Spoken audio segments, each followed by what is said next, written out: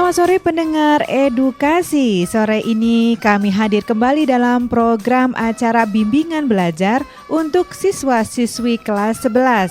Selama 1 jam kami akan berbagi ilmu untuk semua dalam mata pelajaran bahasa Indonesia tentang teks eksplanasi. Bagaimana kabar kalian hari ini? Rahma berdoa kalian dalam keadaan sehat dan tetap semangat.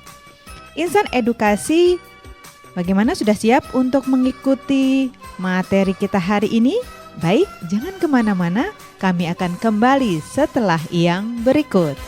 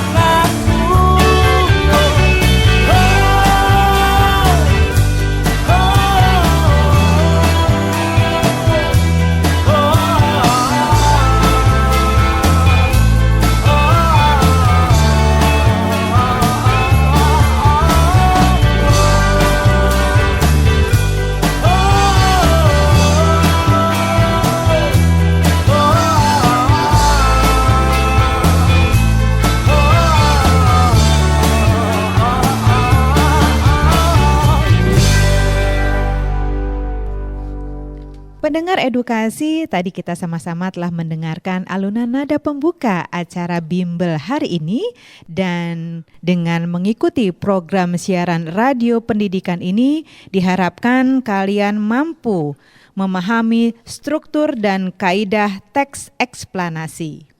Saat ini di studio telah bersama Rahma ada Ibu Dr. Randa Dewi Pujiastuti MPD. Beliau adalah guru bahasa Indonesia di SMA Negeri 2 Bandar Lampung. Dan kita langsung saja untuk mendengarkan penjelasan dari Ibu Dewi mengenai teks eksplanasi. Silakan Ibu.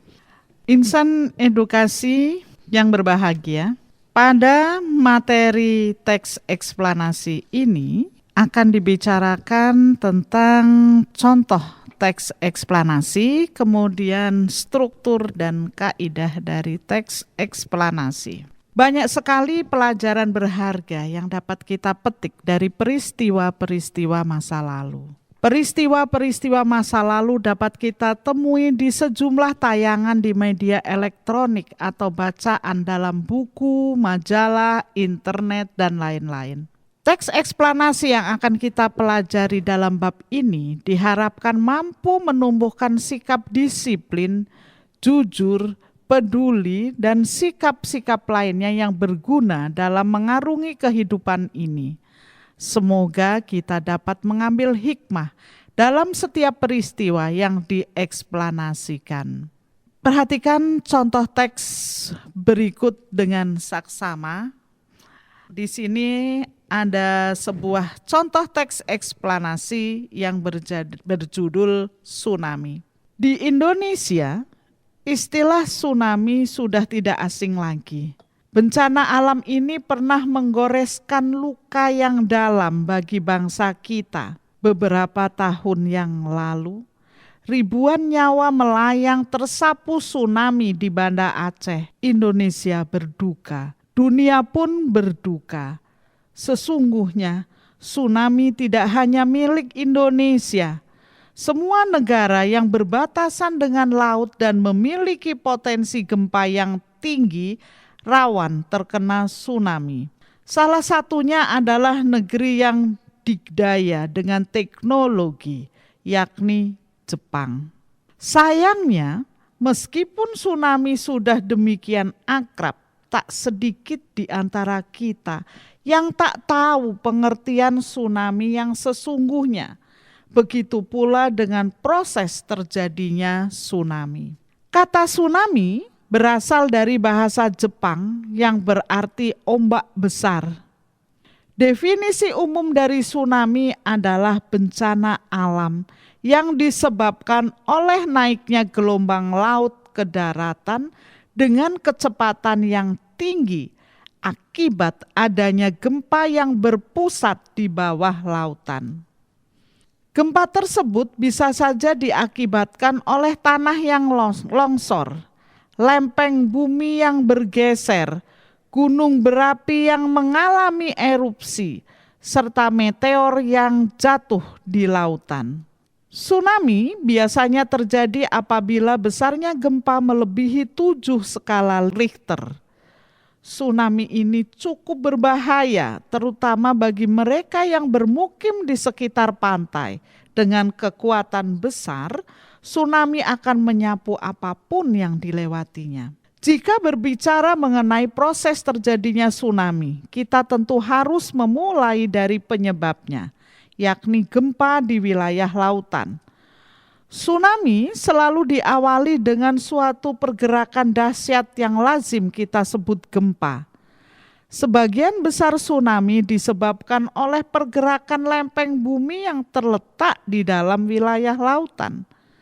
Akan tetapi, berdasarkan catatan sejarah, ada pula tsunami yang disebabkan oleh letusan gunung, yakni Gunung Krakatau yang meletus pada tahun 1883. Gempa yang terjadi di dasar laut akan mengakibatkan terjadinya gelombang air laut. Gelombang tersebut kemudian dapat bergerak hingga mencapai daratan. Tenaga yang besar dalam gelombang air tersebut mampu menyapu bangunan di daratan dengan mudah. Gelombang tsunami mampu merambat dengan kecepatan yang tak terbayangkan. Kecepatannya bisa mencapai 500 sampai 1000 km per jam di lautan. Pada saat mencapai bibir pantai, kecepatannya berkurang menjadi 50 sampai 30 km per jam.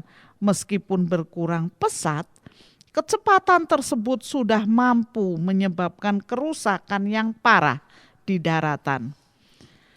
Jika kita mencermati proses terjadinya tsunami, tentu kita paham bahwa tak ada campur tangan manusia di dalamnya.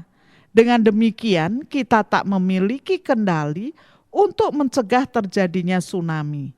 Namun, dengan persiapan dan kewaspadaan yang maksimal, kita dapat meminimalisasi dampak bencana tsunami. Contoh yang baik sudah diperlihatkan Jepang. Meskipun rawan tsunami, kesadaran rakyat yang mampu menekan jumlah korban akibat bencana tersebut.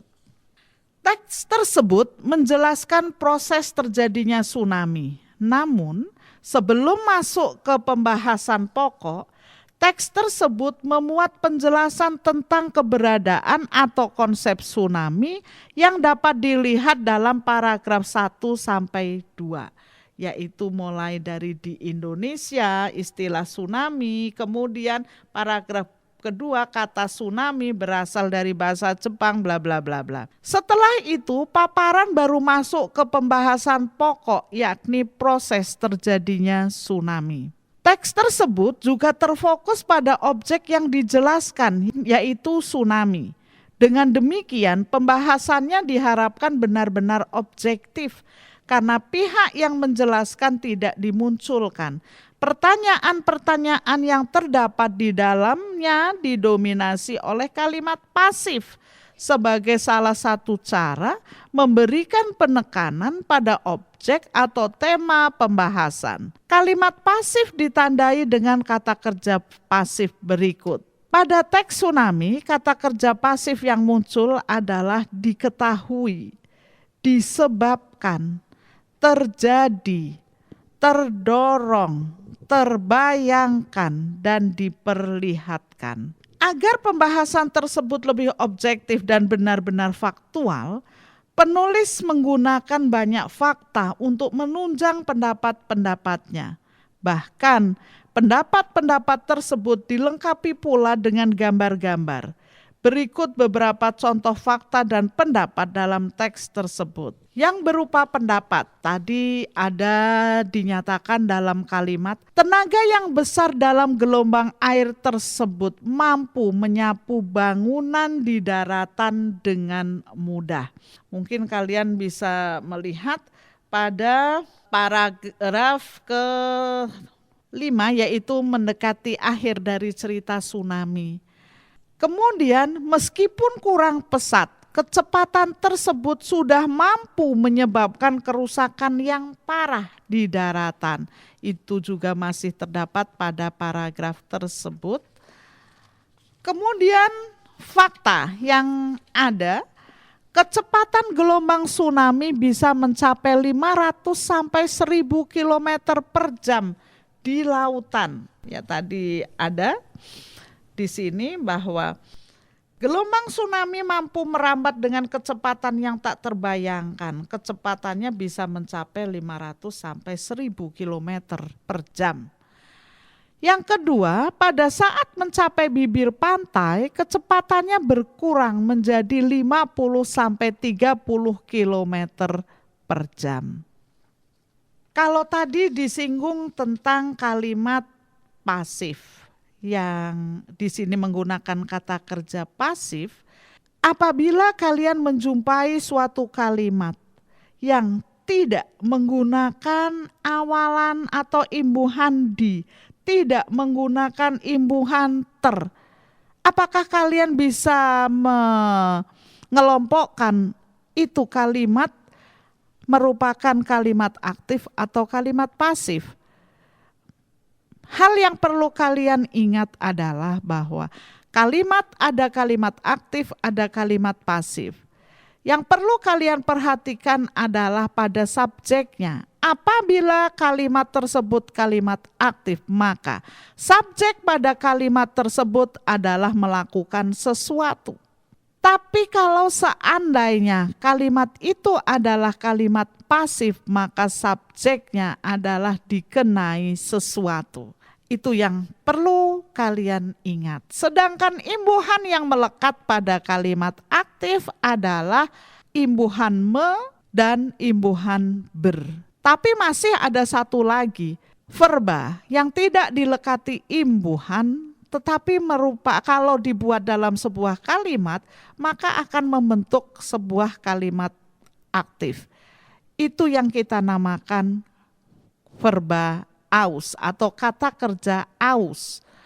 bukan haus tetapi aus, AUS. Sebagai contoh untuk kalimat aktif yang menggunakan kata kerja aus adalah saya makan pisang. Makan ini tidak dilekati imbuhan apa-apa. Ini merupakan kata dasar. Tetapi kalau kita analisis subjek pada kalimat saya makan tahu, subjeknya adalah melakukan suatu tindakan. Maka kalimat ini dikategorikan atau digolongkan sebagai kalimat aktif yang menggunakan kata kerja aus atau verba aus, yaitu verba yang tidak dilekati oleh imbuhan. Untuk kalimat pasif, maka imbuhan selain me dan ber itu menunjukkan kalimat tersebut adalah kalimat pasif. Tapi ada satu hal yang istimewa pada kalimat pasif yang mungkin akan kita bicarakan pada pertemuan yang akan datang atau mungkin pertemuan selanjutnya. Karena ini harus dicermati dan kalimat ini juga sering menjadi pertanyaan dalam soal-soal karena kalimat pasif ini sangat istimewa. Iya. Kemudian teks tersebut banyak menggunakan kata-kata petunjuk waktu atau tersusun secara kronologis. Berikut kata penunjuk waktu yang dimaksud adalah beberapa tahun yang lalu, kemudian ada kata diawali, kemudian rentang waktu yang singkat, selanjutnya kemudian dalam teks tadi terdapat itu. Contoh lainnya yang lazim digunakan dalam teks eksplanasi adalah sejak, ketika, dan lalu. Teks tersebut juga menggunakan kata-kata yang bermakna kausalitas dan bersyarat. Misalnya, kausalitas adalah sebab akibat. Disebabkan oleh, menyebabkan, diakibatkan oleh, apabila, jika, meskipun, ini sebagai syarat, sehingga, syarat konsekuensinya, oleh karena itu sebagai kausalitas, akibatnya kausalitas, dengan demikian adalah syarat. Baik. Baik pendengar Radio Gema Edukasi, tadi sudah banyak sekali yang sudah dipaparkan oleh Ibu Dewi. Dan setelah yang satu ini kita akan kembali lagi. Tetaplah bersama kami di Radio Gema Edukasi, berbagi ilmu untuk semua.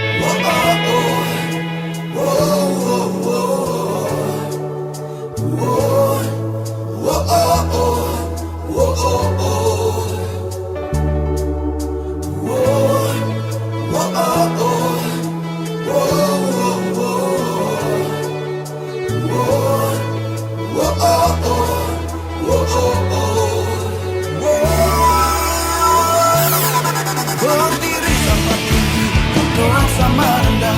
Ayo kita melangkah, ayo kita melangkah. Wahai anak bangsa, tunjukkan pada dunia demi Indonesia.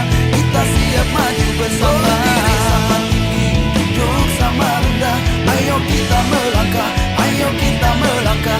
Wahai anak bangsa, tunjukkan pada dunia demi Indonesia. Kita siap maju bersama. Berdiri sama tinggi, duduk sama rendah. Ayo kita melangkah, ayo kita melangkah. Wahai anak bangsa, tunjukkan pada dunia demi Indonesia. Kita siap maju bersama. Oh, oh, oh, oh, oh, yeah. Oh, oh, oh, oh, oh, oh, oh, oh.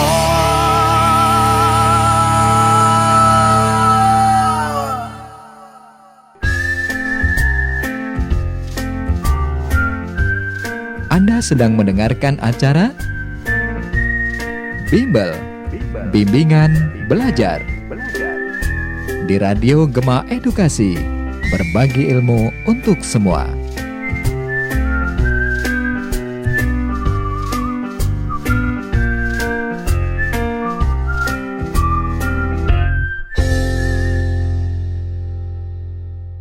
Insan edukasi, bagaimana semakin menarik ya pembahasan kita tentang teks eksplanasi ini, dan terima kasih untuk kebersamaannya telah bersama kami dalam program acara bimbingan belajar untuk siswa-siswi kelas 11, dan bahasan kita adalah tentang teks eksplanasi.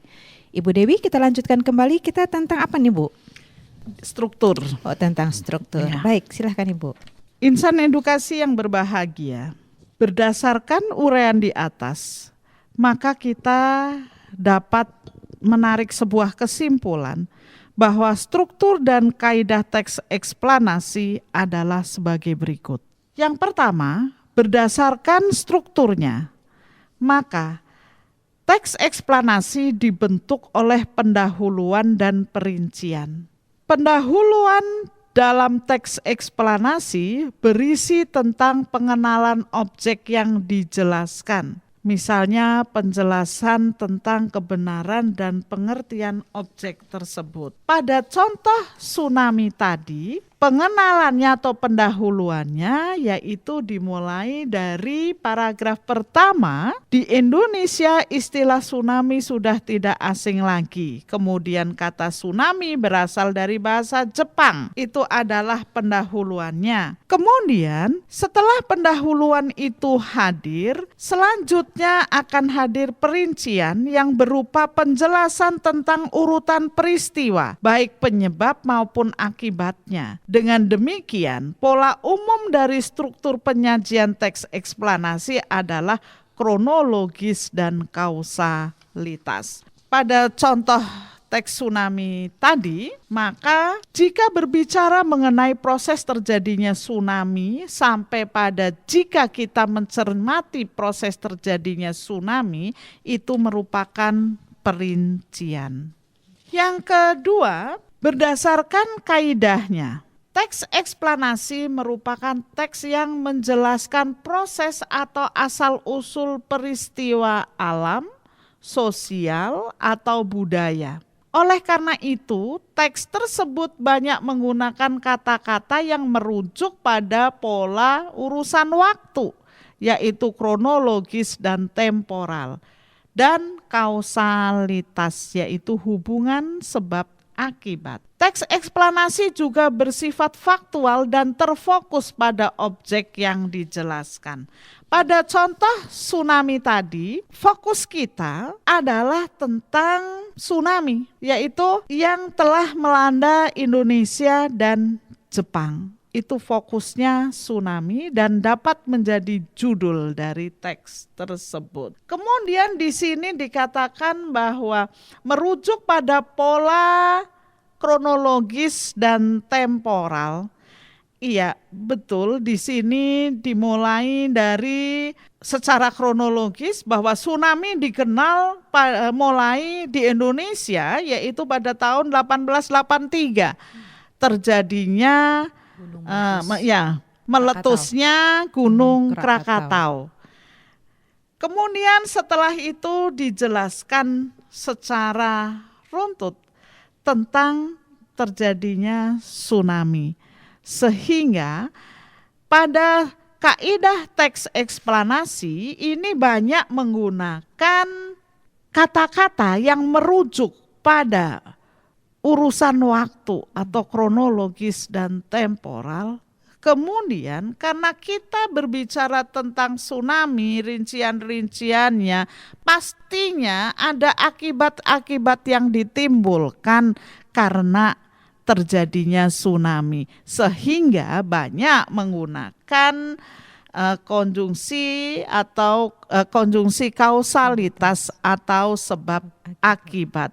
Insan edukasi yang berbahagia, kalau tadi sudah diberikan contoh teks eksplanasi tentang tsunami, strukturnya sudah kita bahas bersama-sama. Kemudian di sini akan dihadirkan teks yang berjudul bioteknologi. Bioteknologi berasal dari istilah Latin yaitu bio, hidup, dan teknos, teknologi atau penerapan. Dan logos adalah ilmu. Bioteknologi kemudian diartikan sebagai ilmu terapan yang menerapkan prinsip-prinsip sains dan teknologi terhadap serangkaian proses biologis untuk menghasilkan barang dan jasa. Dewasa ini perkembangan bioteknologi tidak hanya didasari pada bioteknologi tetapi juga pada ilmu-ilmu terapan dan murni lain seperti biokimia, komputer, biologi molekuler, mikrobiologi, genetika, kimia, matematika, dan lainnya. Sebenarnya bioteknologi sudah dikenal sejak lama. Bioteknologi secara sederhana sudah dikenal oleh manusia sejak ribuan tahun yang lalu. Contoh bioteknologi di bidang teknologi pangan adalah pembuatan bir, roti, dan keju yang sudah dikenal sejak abad ke-19. Selain itu ada pula teknik pemuliaan tanaman untuk menghasilkan varietas-varietas baru di bidang pertanian serta permuliaan dan reproduksi hewan. Di bidang medis, penerapan bioteknologi pada masa lalu dibuktikan dengan penemuan vaksin, antibiotik, dan insulin. Walaupun masih dalam jumlah yang terbatas akibat proses fermentasi yang tidak sempurna. Perubahan signifikan terjadi setelah penemuan bioreaktor oleh Louis Pasteur. Dengan alat ini, produksi antibiotik dan vaksin dapat dilakukan secara massal. Pada masa ini, bioteknologi berkembang sangat pesat, terutama di negara-negara maju. Kemajuan ini ditandai dengan ditemukannya berbagai macam teknologi semacam rekayasa genetika, kultur jaringan, DNA rekombinan, pengembangbiakan sel induk, cloning, dan lain-lain. Teknologi ini memungkinkan kita untuk memperoleh penyembuhan penyakit-penyakit genetik maupun kronis yang belum dapat disembuhkan, seperti kanker maupun AIDS. Penelitian di bidang pengembangan sel induk juga memungkinkan para penderita stroke atau penyakit lain yang mengakibatkan kehilangan atau kerusakan pada jaringan tubuh dapat disembuhkan. Di bidang pangan, dengan menggunakan teknologi rekayasa genetika, kultur jaringan, dan DNA rekombinan, dapat dihasilkan tanaman dengan sifat dan produk unggul karena mengandung zat gizi yang lebih jika dibandingkan tanaman biasa, serta lebih tahan terhadap hama maupun tekanan lingkungan. Penerapan bioteknologi pada masa kini juga dapat berguna untuk pelestarian lingkungan hidup dari polusi. Sebagai contoh, upaya penguraian minyak bumi yang tumpah ke laut dan penguraian zat-zat yang bersifat toksik atau racun di sungai atau laut dengan menggunakan bakteri. Kemajuan dalam bidang bioteknologi tak lepas dari berbagai kontroversi yang melingkupi perkembangan teknologinya. Sebagai contoh, teknologi cloning dan rekayasa genetika terhadap tanaman pangan mendapat kecaman dari berbagai golongan. Apabila kita bandingkan antara teks tsunami dan bioteknologi, maka kita bisa mengetahui bahwa kedua teks tersebut tergolong ke dalam jenis teks eksplanasi baik secara struktur maupun kaidahnya. Pada teks tsunami sama-sama dibentuk oleh bagian pendahuluan dan perincian bagian bioteknologi juga seperti itu. Kemudian tsunami banyak menggunakan istilah bioteknologi menggunakan istilah biologi. Itulah contoh dari teks eksplanasi bioteknologi. Mudah-mudahan dua contoh teks eksplanasi yang sudah dihadirkan dapat lebih memperjelas seperti apa sebenarnya struktur teks eksplanasi dan bagaimana ciri-ciri sebuah teks eksplanasi. Kita rehat sejenak dan pastikan kalian tetap bersama kami di Radio Gema Edukasi setelah alunan nada yang berikut.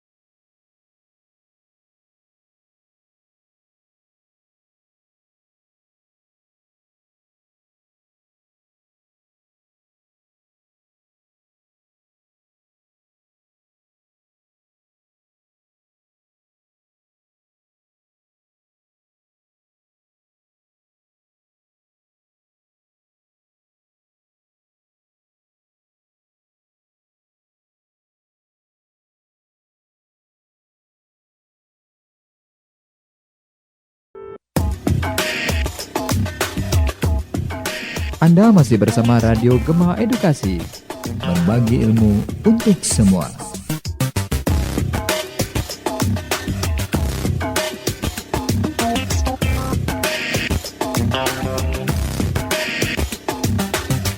Pendengar Radio Gema Edukasi, tak terasa kita memasuki akhir dari pembahasan materi kita hari ini, dan terima kasih kembali kami ucapkan untuk kalian yang tetap setia mendengarkan acara bimbingan belajar untuk hari ini, dan kita akan memasuki kesimpulan.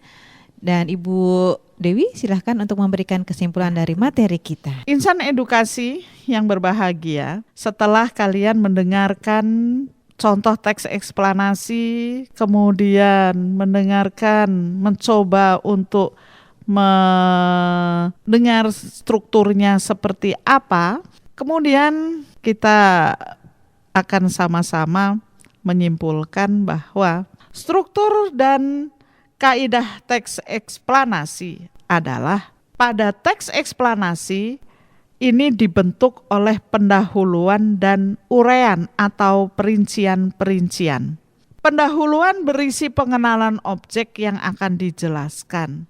Perincian berupa penjelasan tentang urutan peristiwa atau sebab akibat sebuah peristiwa. Dengan demikian, pola umum dari struktur penyajian teks eksplanasi adalah kronologis dan kausalitas. Teks eksplanasi merupakan teks yang menjelaskan proses atau asal-usul peristiwa alam, sosial, atau budaya. Oleh karena itu, teks tersebut banyak menggunakan kata-kata yang merujuk pada pola urutan waktu, yaitu kronologis atau temporal, dan kausalitas. Teks eksplanasi juga bersifat faktual dengan berfokus pada objek yang dijelaskan. Terima kasih Ibu Dewi yang telah hadir untuk meluangkan waktu dalam program acara bimbingan belajar untuk siswa-siswi kelas 11. Materi kita adalah tentang teks eksplanasi, dan di lain kesempatan nanti kita akan berjumpa kembali. Demikianlah pendengar Radio Gema Edukasi, bimbingan belajar kita untuk hari ini bersama Ibu Dewi Pujiastuti MPD. Beliau adalah guru bahasa Indonesia di SMA Negeri 2 Bandar Lampung. Sudah saatnya saya Rahma pamit undur diri dari acara bimbingan belajar ini. Terima kasih atas perhatian dan kebersamaannya. Besok kita akan jumpa lagi di waktu dan acara yang sama dengan materi yang berbeda. Akhirnya segenap kru yang bertugas pamit undur diri dari ruang dengar kalian dari Studio Dinas Pendidikan dan Kebudayaan Provinsi Lampung, Radio Gema Edukasi, berbagi ilmu untuk semua, mengucapkan selamat beraktivitas dan tetap semangat.